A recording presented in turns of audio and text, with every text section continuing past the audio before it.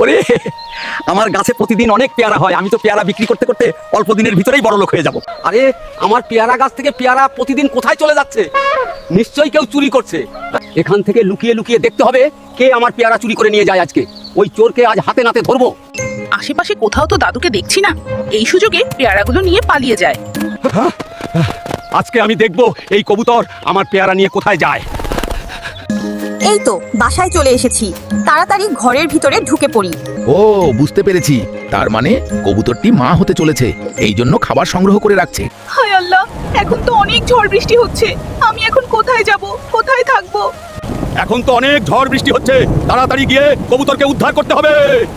কবুতর বন্ধু, আজ থেকে তুমি আমার সাথেই থাকবে, ঠিক আছে? চলো আমার বাড়িতেই চলো। আরে কবুতর, তুমি তো অনেকগুলো ডিম পেড়েছো, তোমার ডিমগুলো দেখে আমার খুব ভালো লাগছে। দাদু দেখো দেখো, আমার কত সুন্দর সুন্দর বাচ্চা হয়েছে।